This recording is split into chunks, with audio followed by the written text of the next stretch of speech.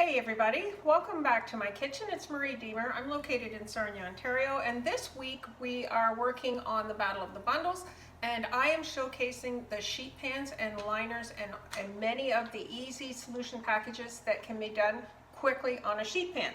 So my bundle is called Between the Sheets, and one of the solution packages I'd like to highlight is called the Philly style cheesesteak. If you haven't tried this already, it's got a ton of flavor. It's really easy to throw together, and we enjoy it here. If you are making the Philly style cheesesteak to spec, it calls for a couple of sliced sweet peppers and an onion. It calls for 3 cups of mushrooms and some steak cut up, a pound of steak cut up. But today, let's assume that going out and mortgaging your house so that you can buy steak isn't on your daily agenda. We're going to make a cheater style, Philly style cheesesteak, and we're going to use ground beef. So what you do is you're supposed to crumble the beef in. I don't feel like doing that. I'm going to use the EPICURE meat separator to break up the ground beef. If you're ever making ground beef in your skillet, your wok, whatever you're doing, when you use the meat separator to break it up, it has 3 prongs on it. It's not a lot, just the 3, so that the raw meat doesn't get stuck in there. Love that. And then you just chop it like this. And when you're cooking in the saute pan, it cuts your cooking time almost in half. Everything cooks so much faster. I'm just going to really attack this because it's been that kind of day. Okay, so the ground meat is broken up. This just goes in the dishwasher eventually. And what we're going to do to make it up, sorry, I didn't have the olive oil.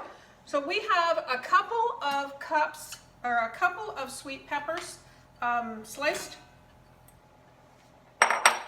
and an onion sliced. Doesn't take long at all. And you can do these things on your mandolin as well, your EPICURE mandolin if you have one of those. I'm sure you're loving it.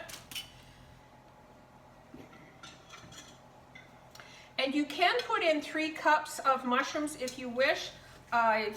People that know me know I'm not a grown-up about eating vegetables to begin with, and adding fungus to my main course doesn't really enhance it for me. So I'm just using the onion and the peppers.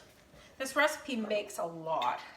You want to put a little bit of oil onto let's say that was a tablespoon.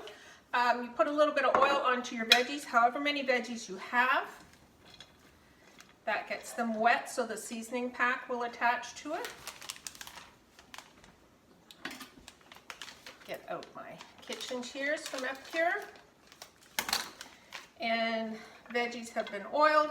I'm going to add the seasoning pack to it. Like all of our sheet pan meals, they're so easy. Tons of flavor. If you were making this to spec and you were making it with steak, it would go in a 375 oven for 15 minutes. I am making it with ground beef crumbled up. Look at this mess. I'm making it with ground beef crumbled up, and therefore it's going to go in a 400-degree oven for less time. It says 10 to 12 minutes. Might have even said 8 to 10. I think you should put it in for at least 10 minutes. I'm going to check it at 10, and I will let you know. Yeah, I don't have patience for that. I will let you know how long it cooked for when I'm bringing it out of the oven. All right. So we've got our ground beef crumbled up in here with your veg. It's all seasoned up. My hands are sheer guck, just so you know. All right. And we're going to put that on a sheet pan. Just wipe my hands there. I've managed to get this all over my kitchen. That is your vegetables, whatever vegetables you decide to put on it. For the Philly style cheesesteak, you're using peppers and onions at least. Maybe you're adding mushrooms. Steak can be so expensive these days. Why not do the cheater style with ground beef and then save half your money? So look at that. If you were feeding a huge crowd, there you go. You're going to cook this at 400 degrees.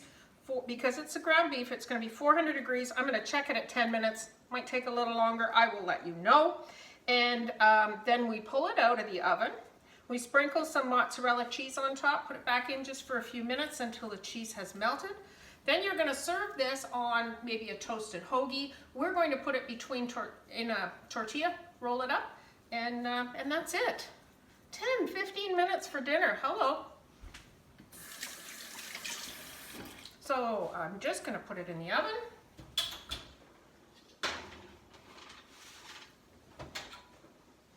So I hope you're enjoying the video so far. I know it's still a little bit early in the week. We're going to have fun all week talking about sheet pan options, and I will come back as soon as this has cooked. Hey, we're back. I took the Philly style cheesesteak mix, and I mixed it with some veggies and some ground beef and a little bit of oil, a little bit of seasoning, and I put it in a 400-degree oven. I cooked that for 15 minutes so I was more comfortable with how cooked the ground beef was. There is a recipe online and it says 8 to 10. I didn't feel like that was enough. And now it says to sprinkle 1 cup of grated mozzarella. You could use provolone, any of those soft cheeses. And I'm going to throw it back in the oven just for a couple of minutes until it's melted. And then I'll show you.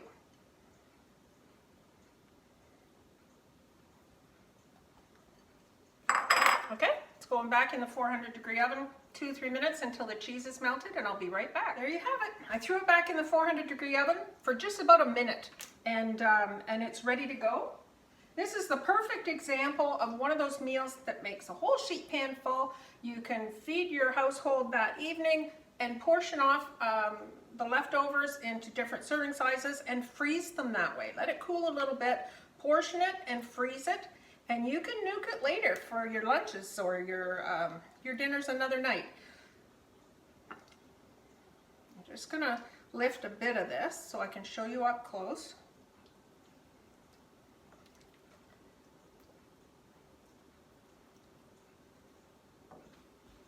So there you have it. That is the cheater style, Philly style cheesesteak. So when you're creating your bundles, as we go through the battle of the bundles, be sure and consider the Between the Sheets bundle. This would be one of our favorites that's in there.